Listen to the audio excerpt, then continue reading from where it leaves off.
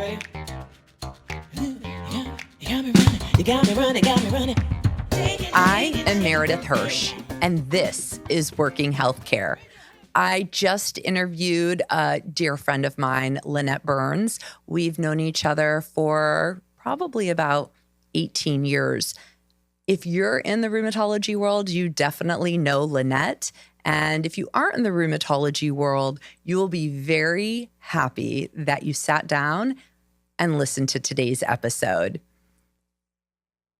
She is a founding member of our National Organization of Rheumatology Management, and she talks about why NORM was founded and how it came about.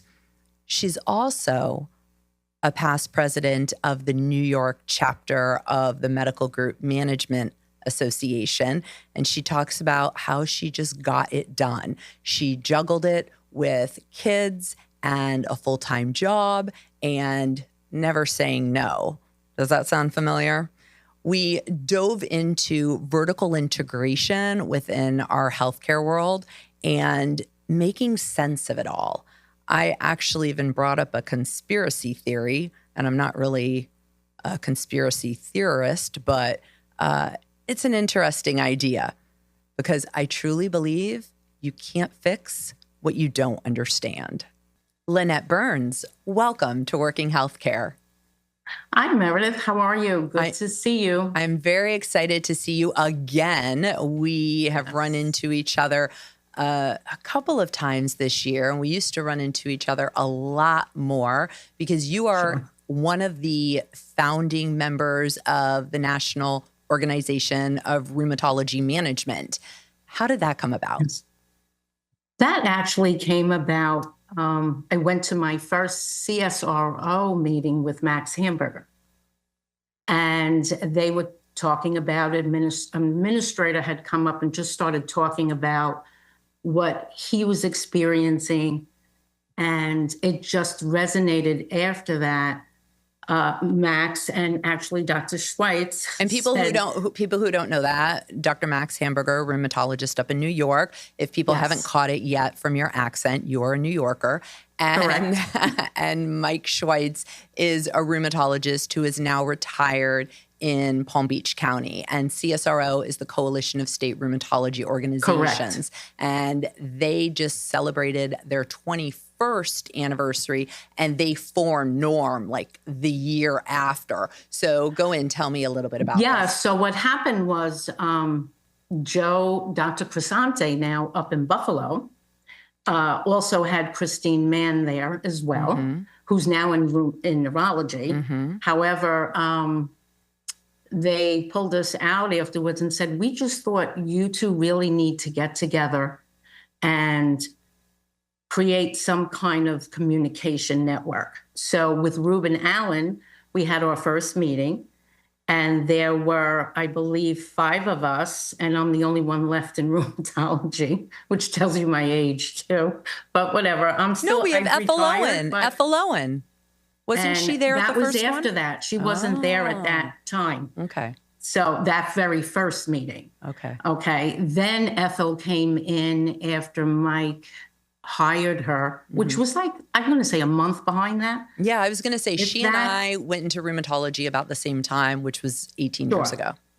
But it started with, I believe, the original first meeting with Ruben Allen was myself, Christine Mann, Shelley, and then there were 2 more people, Margie Collins, and the fifth one I cannot pull it back out of my brain. And I was at the 3rd meeting, and there were like 35 at that one. So you went from 5 to 35 in 3 years, which is pretty good. Yeah, we just had a simple round table with Ruben, just kicking things around. You know, how do we do this? How do we come up with name, so forth and so on. And then we had our first meeting. It was small, and then it kept growing. And the teams that evolved over the years at NORM, to me, it's like giving birth to something, and then you have to let go to watch it grow. And it's grown. Kudos to everyone who had their hands on Norm, every board. Ethel Owen did that first program to get certified, for the coding, which she put so much work into that. It was amazing. And there are so many things. Iris Nichols, Jay Saliot, every leader gave something, but that's how things get strong, by changing after a while. And it was just nice watching a child grow to such great lengths, But a lot of hard work, then put up the National Education Committee. So that committee, I started with Andrea Zlakis. We were co-chairs, and that grew to a great program. We put that whole program together. And let's see, Judy Stovall, Savannah. Oh, they're all amazing. Teresa Cooper. They're all amazing. They're all great. Yeah. So great minds think alike, and sometimes they don't, which is why you get in a room. A lot of people get in a room, have different ideas, but it comes out with one great one. Hopefully. You have to listen. If you're not Congress. Hopefully. If you're not Congress, Lynette. Well, let's not even go there. I was going to say, as you were talking about succession planning and stepping aside to let other people grow, yes. I was thinking of the interview I just did with Dr. Michael Burgess, who left Congress after 22 years. And he said, you know what? I want to see what other people can do. Like, it's time to pass the torch. Exactly. I said, really? You don't want to retire and die like Strom Thurmond and Dianne Feinstein in the Senate or in Congress? Come on. So it definitely, you need to allow other people to move forward. I love what you say, Lynette, as your mission. You say your goal is to help support the day-to-day struggles and the forever changes in healthcare. Yes. How do you do that in healthcare now? Well, typically it's difficult to do it in healthcare now because it's literally changing as we speak. I do believe that. It's whack-a-mole every day. It's definitely, that's the best way to put it. And the reason why I retired and then came back in quick enough to see who I can help, because rheumatology, as you know, they're small individually.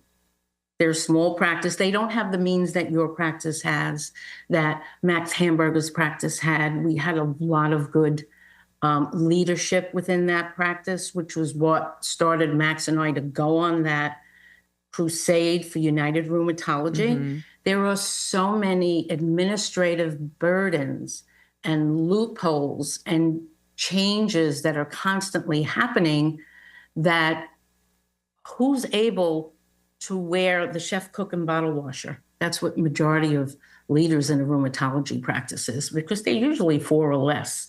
Right? It is. It's usually smaller. How did you even get into healthcare? I don't even know that story. Oh, well, I've been in healthcare. I've never been in anything different. I started out in healthcare, believe it or not, in an internal medicine office. And I was actually in the lab doing lab counts, CBC, all of that. And then there were disconnects with the patients, and the doc said, I don't understand, they're late, they're this. And then I just started taking the role of organizing within that. And that's when my passion went out. I went, wait a minute, I'm on the wrong side of this. So I started organizing there, looking at how, then it was literally counting hospital visits by the stick, 1, 2, 3, 5. Then evolved from there, went into imaging, major MRI company that had 35 facilities across the states, and headed up a billing group there. Then from there went into GYN and was my first true large group of organizing workflows and being the administrator per se. Okay. So I basically learned from ground up by actually doing and knowing every spot in the practice and what affects it, because communication is key within a practice. So I learned that early on, and that's how I evolved and kept going. And I like a challenge. So interestingly enough, I would conquer, say, okay, this is good, and then get a little bored, and I have to move on. But right? you've definitely filled your calendar because you also have kids. And it's Yes. funny because your daughter I see often now in the whole Yes. rheumatology world, and she is following her mom's footsteps. And you were also the past president of the New York chapter of MGMA, the Medical Group Yes. Management Association. How do you juggle it all? Because I love to talk to working moms. I love hiring moms because I feel like they know how to figure it out and juggle. But I find that it's a little bit more difficult now. It's a different generation coming into the workforce, and Yes. they don't get involved because they have kids or they have a job or they can't really do a full-time job because they have kids. And I'm like, why can't we do this? So how'd you juggle it all? Maybe you could teach somebody. Well, I juggled it all actually with my husband of 45 years. We respected what one another wanted to do. And fortunately for me, his schedule worked where I can go out during the day and do what it is I do, which I love to organize, and communication I found was key. Mm-hmm. So I would, honestly, I always took the early route to take the kids to my daughter to kick line. So I would take the 5 a.m. run, and then the moms who didn't have a job and stayed home because they chose to, and that's a hard job as well. Don't say those who choose to, but they were able to. Financially, I needed to work if I wanted to get, and my husband, we wanted to rise to where we are today, which is in a better place in life. But it was easier for us, I think, then, because the challenges today are very different. They are very different. But they still need to rise. I think there's a lot of laziness also. I hate to say that. Well, I was going to say, because I think it doesn't matter what year you're talking about, there's always a challenge, right? You know, you listen to your grandparents or your parents who say, I had to walk uphill to school and uphill home every day. And you're like, well, that doesn't really work, but okay. And I think about my grandfather who fought in World War II, and he lived in a foxhole in France for 2 years. Exactly. I'm like, well, that was a challenge. That was a struggle. And my grandmother was at home in the U.S. So it's different. And it's also what drives you. What drives me is wanting to be able to provide for my children what my parents provided for me, you know. And in order to do that, you have to work. You have to generate, you have to stimulate the economy. And that's something that helps that, you know. So with that said, I took the early AMs. I went to bed late. I still rocked my kids to sleep, and then said, okay, I have to get up and I have to redo that schedule, and I have to see what the lab is doing. And I just basically percolated almost around the clock. Mm-hmm. I know, Pretty much. You like just get it done. Under eye does wonders for those dark circles. Just put it on there. And move forward. So let's talk about another hat you wore, because you were in the rheumatology world. You migrated over to rheumatology how many years ago? 22 years ago. Okay. At this point. So you were at Max Hamburger's practice, and you oversaw that practice, and it had multiple locations at the time, I believe. At the time, I believe it was 3 locations, and or 2, might have been 3. But what did it get to? It eventually got to 6. Mm-hmm. Then COVID changed that. We ended up closing an office. You know, things change. But I have to say, when I hit rheumatology was when my mind really opened up and realized this is where I want to be because of the challenges. Okay. The challenges with the rheumatologist. Actually, when I first went in, the biologics were just starting. I was there within that. You were all the Rituxan. Oh, I was really? there Prosorba. Okay. I was like, what is Prosorba? You know, I went from GYN to rheumatology, looked at the AR and started looking at operations. And I was like, what is this? Right. And I was originally hired as an office manager, and I took it because I wanted to work a little less because my daughter was going into junior high, and I wanted to be around because she was now going to start being out there, and my sons and my husband pretty much had a handle on the boys.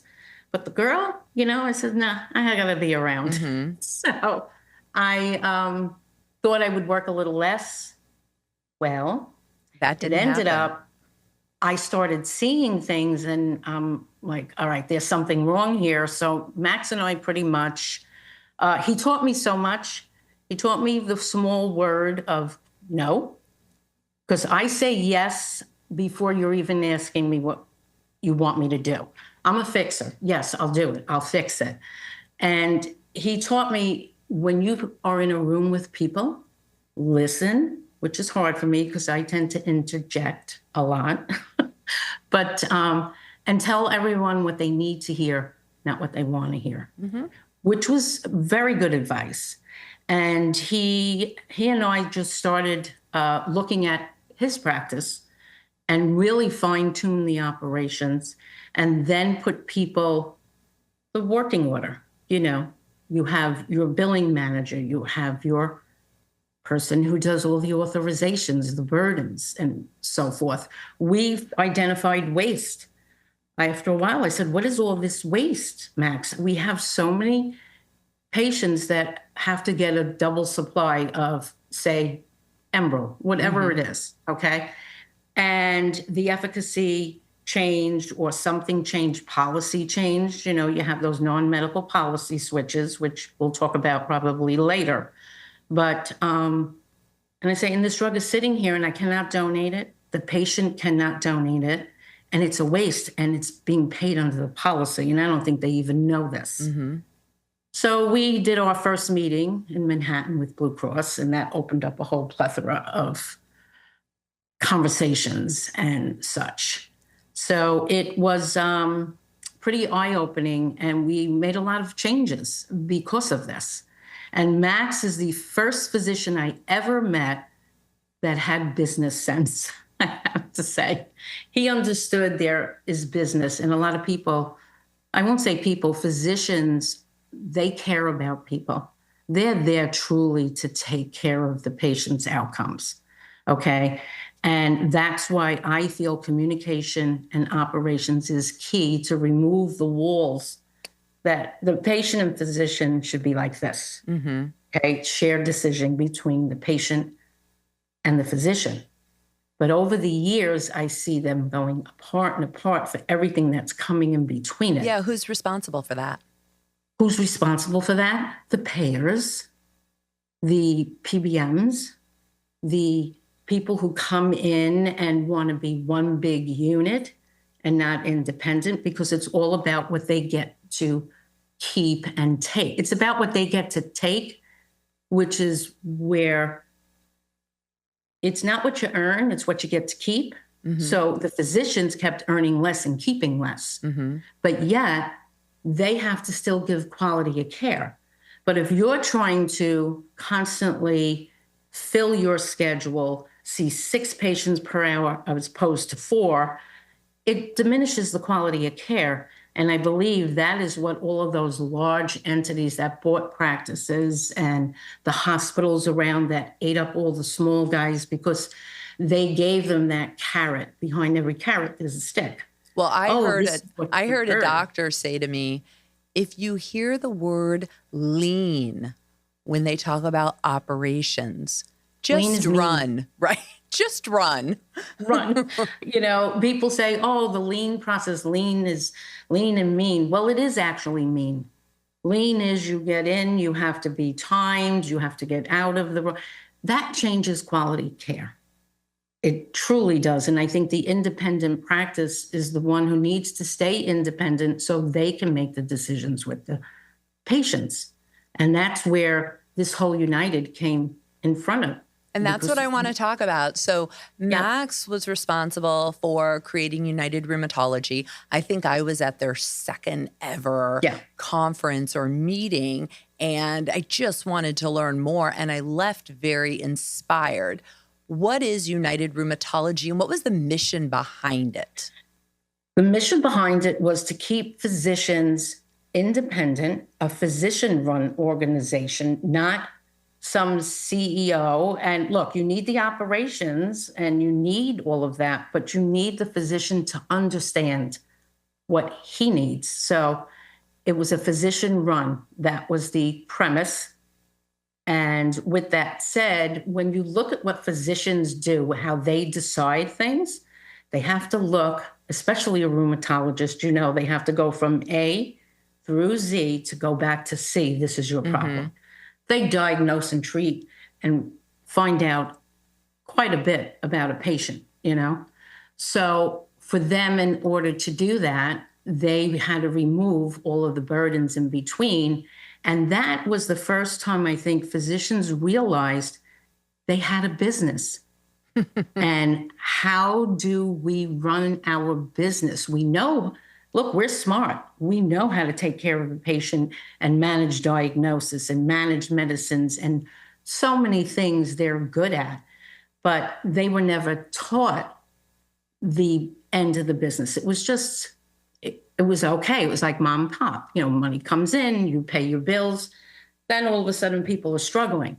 So that's what this opened up, where this is why you're struggling. Do you know? We would go in and do practice assessments, okay? And there would be things on the AR that the physician didn't even know was due him, never looked at it, not even a managing partner. But that's why the smaller doc, there you have that one person who's doing the billing. They're sending the claim. They're doing everything. And doing everything is rough today because there's so many things. Oh, it's impossible today, Lynette. You cannot. And the people who know all the Ethel Owens, the Iris Nichols, the Lynette Byrnes, Georgia Bonnies, we're a dying breed. I have to say, you, Meredith, we're a dying breed because we grew up with the beast. You were able to control it and not be afraid of it, but go after it and keep leashing it, right? Whereas if you walked into it now, if I walked into rheumatology now, I probably would walk out the back door and say, oh my God, I'm out of here. Well, I'm glad that I do really well with change, and I like change. Yes, and change is good. I like change, but I like change way more than other people do.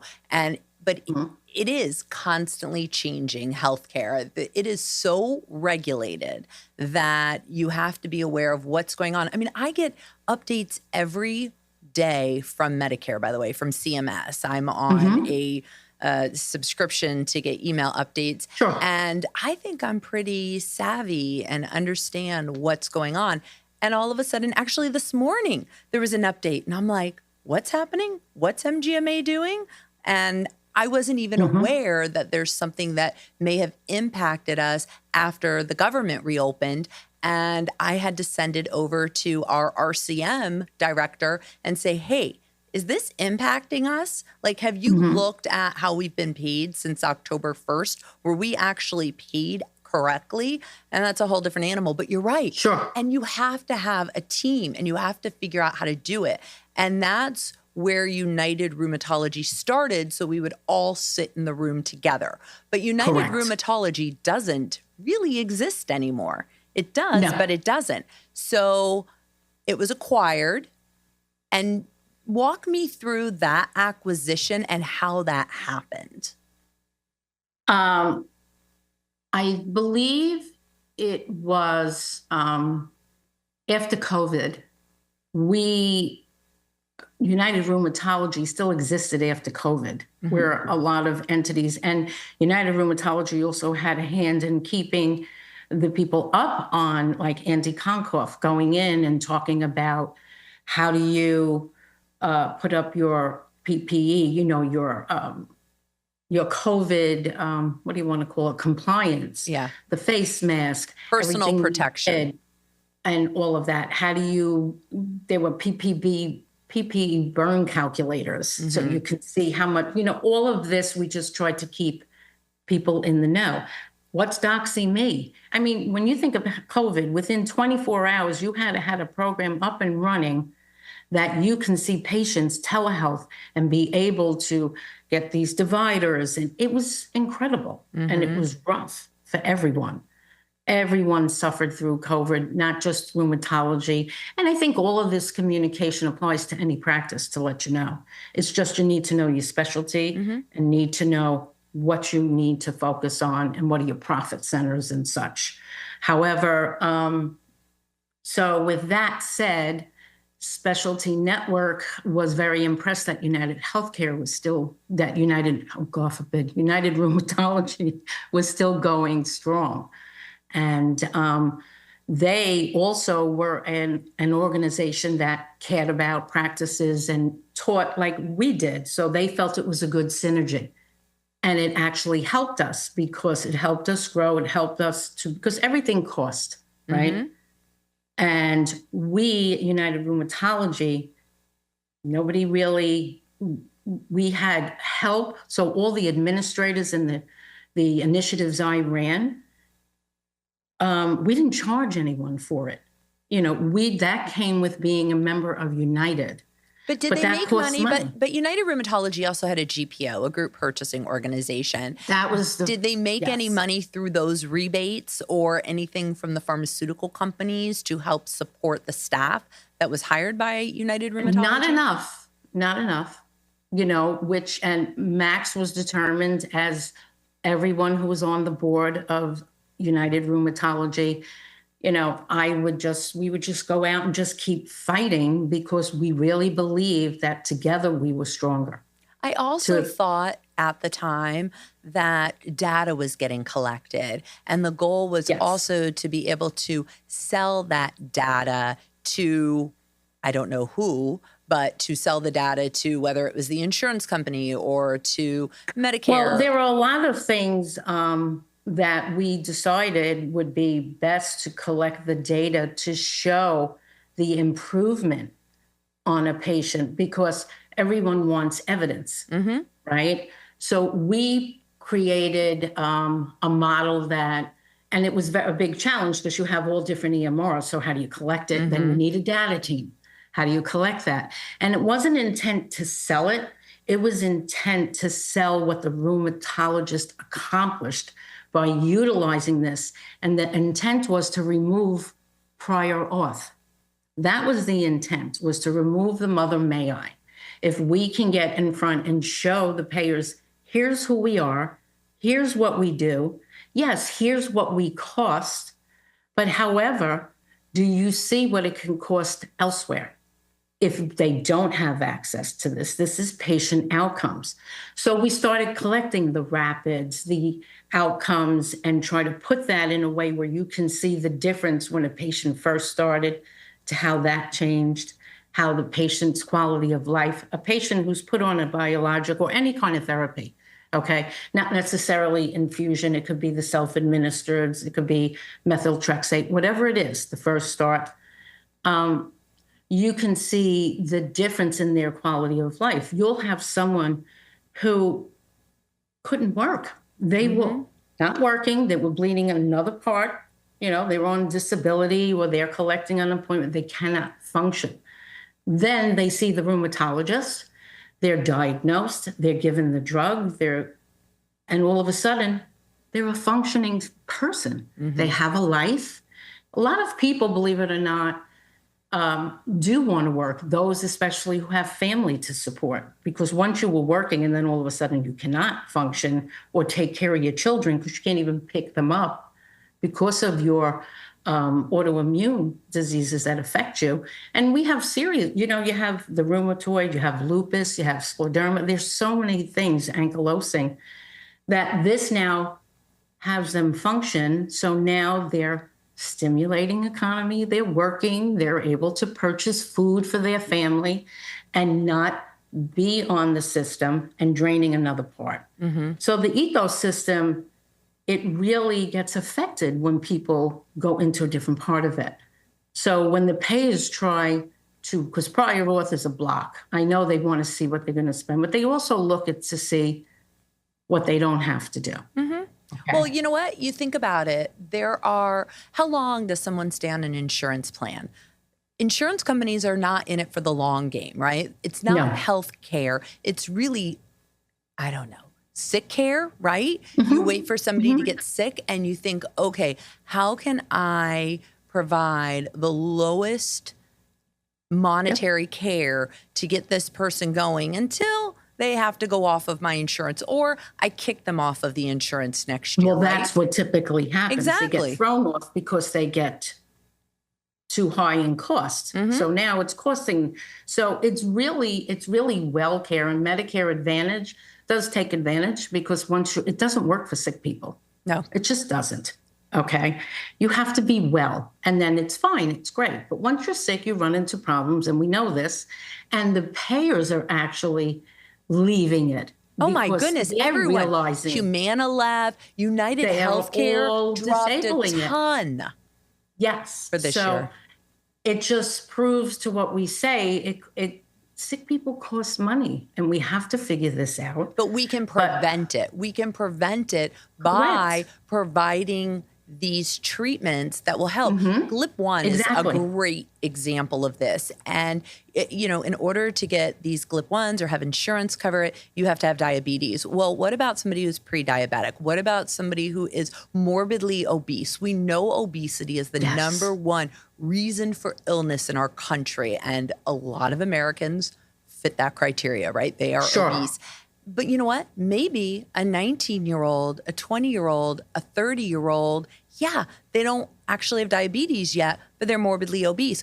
Are we going to wait for them to become 35, 40, 45 in order to treat them for diabetes? So let's be preventative now, and it would cost less, but the insurance company says, by that time, I'll get them off of my plan. It doesn't matter. Exactly. A physician can take an x-ray, and they may not have symptoms, but they can see it. And the payers want too many symptoms, too much criteria to get them going. Meanwhile, the disease and erosion is progressing, and it's going to take you longer. Then when you do a non-medical switch, patient was doing great on this, but now the plan doesn't pay it. I mean, I remember going to Capitol Hill, and we took one of our patients with us, and we were lobbying for the non-medical switch, and a patient, she said it perfectly. You treat appliances better than you do people. I mean, let's face it, we purchase a refrigerator, and I can pull in my warranty 3 years later. It's got to be covered. However, you can take a patient who took time to look at all of her disease states, or his, right? Okay, this plan covers everything I need. It'll cover my cardiologist. It'll cover my RA, because we deal with a lot of comorbidities as well, right? And they take that plan. Then all of a sudden, the plan gets a better deal from a payer or a PBM and that whole conglomerate of Optum. So with that said, then they say, no, we're going to switch your plan. We're not switching your plan. We're switching the criteria, and that's no longer covered. Well, that shouldn't be allowed. If anything, they have to at least fill out the year and then have an option to switch if they choose. But they don't do that. That shouldn't be permitted. We're having the same issue with the most favored nation right now. And Enbrel, one of our drugs, is probably going to go off formulary for all of these insurers because of the price, because the PBMs need their money. But I want to switch into something that you said, and I want to get back to United Rheumatology, because you talked about the conglomeration. And that really has to do with this massive vertical integration. And United Rheumatology doesn't exist anymore because specialty networks purchased them. And then after specialty networks purchased United Rheumatology, Cardinal Health purchased specialty networks. And I believe it was more on yes, but the specialty networks still exist. But it's part of Cardinal. Exactly. Yes. It integrated within Cardinal. And so what I find fascinating, I started digging into this because if you look at our spread of drugs and the amount of money we pay versus the amount of money that we get reimbursed, it's supposed to be 6% over average selling price. And it really isn't anymore because everybody It forgets hasn't been for years. But everybody forgets about Years. sequestration, Lynette. Sequestration. So it's really ASP plus, SHI. Right, exactly. But it's so now it's 4%. It's about 3% now. Right, you have to drop the 6 to 4% because the 2% is sequestration. So we're looking at 4%, and that is to warehouse the drugs. That's to cover insurance on the drugs. That is the staffing, the ordering, the cash flow challenge, because in the rheumatology world, drugs are probably 60 to 70% of our gross revenue if we look at it. It is a huge factor. And yes, you have to look at your spread. And so the last 2 quarters, our spread on every single drug has decreased. And on top of that, 3 now are underwater. So it will cost more to provide the medication for the patient than what I'm going to get reimbursed. And that doesn't make stay sense. In that business. Of course, you can't, right? Do it. Because it is a business, and I teach my students, what is the goal of every business? Even if you're the American Cancer Society, what is the goal of every business? To make money. You have to. Exactly. Listen, have to. A practice has a lot of lives to take care of. You have to feed your heart. You have to pay all of your employees because they're feeding their families. You have to invest in the patient so you have the right ergonomics for the patients, right down to the doorknobs. You want push down, not turn, because some of them can't turn. We look at all of that, and it costs the practice, but yet they get so little in return, and that's not factored in. The line of cost is not fair balanced. It's just not. It is not fairly balanced. I do feel during COVID, the nurse and this, I advocate nurses, they are key. However, when we win the practice, they did get hazard pay. They would take risking coming in, taking care of patients, and their salaries went up beyond. Oh, double, more than double. And they all became travel nurses. Right. And in rheumatology, you can only sustain that for so long as well. So did you have a provision that this salary is based until the pandemic is over, and then we have to go back to reality, because reality doesn't match what it was prior. Okay, so now that's over, and many people didn't do that, and they kept it, and it's very difficult to keep up with that pace. It's not in the line. So now that's where volume comes in. You have to optimize your infusion suite, which drug is working, which is not. Tell the docs, and that's constantly evolving. So how do you keep continuity of care for a patient? It makes it very difficult, especially with the non-medical switching and all of that. Incredibly difficult. With that said, the GPOs, all of them, I will say, from my understanding, look, there's things I don't know because I don't, and things I won't share because, I was under privileged information, but they're within margins of one another. You know this. Sometimes it costs you more to switch. It does. So I just say, stick with as long as things are working for you. But what really changed it too were the biosimilars. The biosimilars killed the profitability as far as I'm concerned. We want to drive pricing down, but while you're bringing down reimbursement, our costs are going up and up. Well, so and that's why I want to talk a little bit about Cardinal specifically. And if you look at Cardinal, historically, they're a drug and medical product distributor, right? And now they've moved into physician services. In just the last 2 years, it actually signed $3 billion deals, and they're in GI now, they're in urology, and they already control 28% of the U.S. prescription drug wholesale market. Wait, I want to share this information because I find it. I know there's something, and I'm not a conspiracy theorist, but I'm looking at all of the signs right now and saying somebody's making money, somebody's growing, because I think they're ranked actually number 14. They are the 14th highest revenue producing company in the US right now. So it launched the Specialty Alliance in 2025, and it's a multi-specialty MSO, managed service organization platform. And it pulls in, again, their purchasing groups. And my spread, and I'm using Cardinal because right now I'm purchasing drug through Cardinal, my spread continues to decrease. Well, I can call the pharmaceutical company and say, well, I understand why you decrease, but I've never seen 2 quarters in a row where you continue to drop and drop and drop. I can't imagine that Cardinal is taking a lesser spread on all of their medications. So their rebates must be going up. They may be in bed with a PBM. I mean, CuraScript is another specialty pharmacy, and they're owned by Cigna Health. We can look at McKesson, and they're a huge player. And so we're looking at CuraScript, Cardinal, McKesson. We could look at Cencora. What are they? Like number 8 as the highest revenue producing company in our country. Are they now in this game and this vertical integration world to become an oligopoly? And they're trying to partner with rheumatology practices and other specialties, really, because so we become so dependent upon them. And then their goal is to take us over.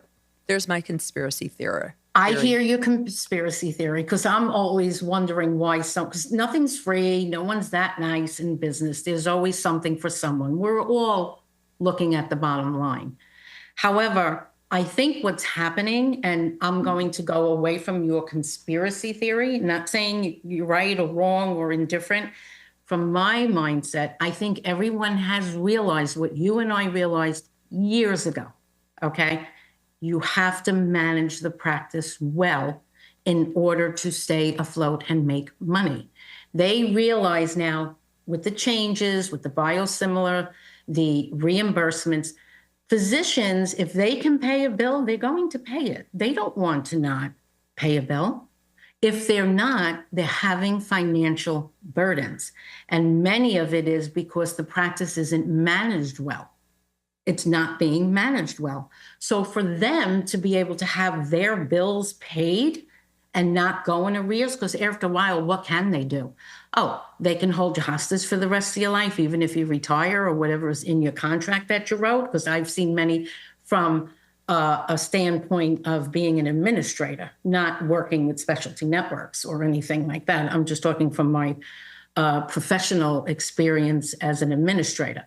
So they're still not going to get all their money. So what they want to do to stay afloat, I think might be, you know what? Everyone wants to manage the practice so they can get their money.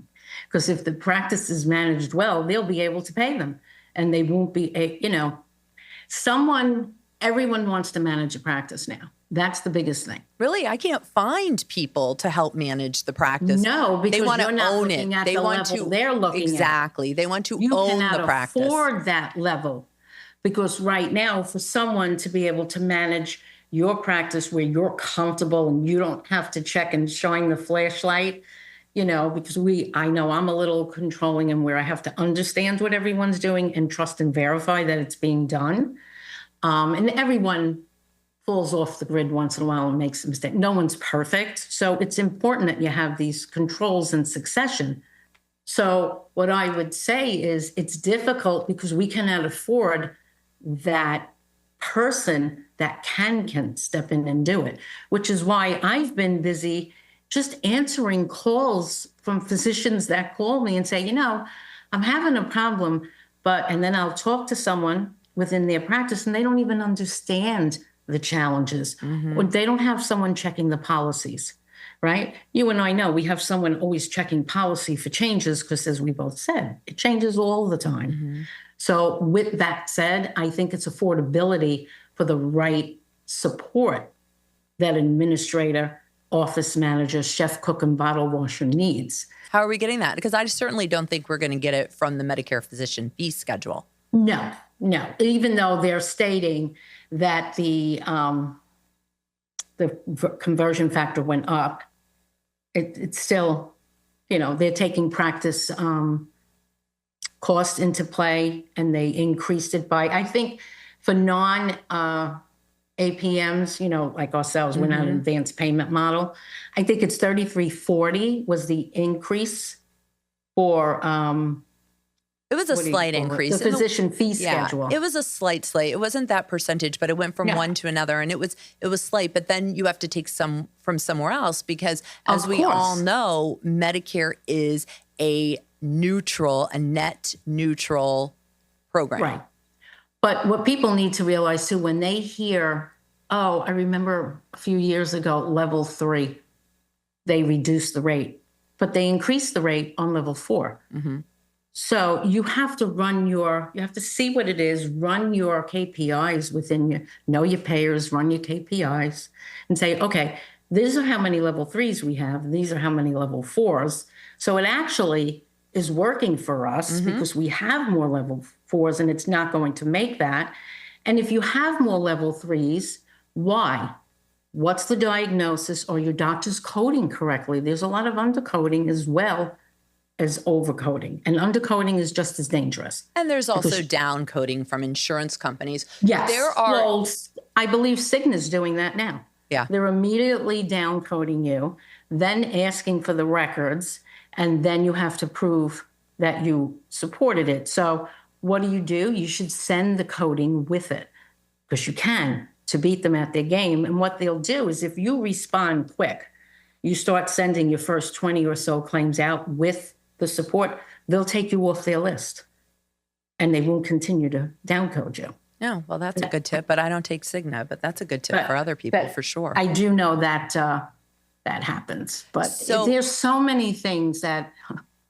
And so much. That's what I was going to ask you. I want to wrap up because there are so many challenges, and we all know that. But the goal of working healthcare is also find solutions, right? You can't fix something you don't understand. So, correct.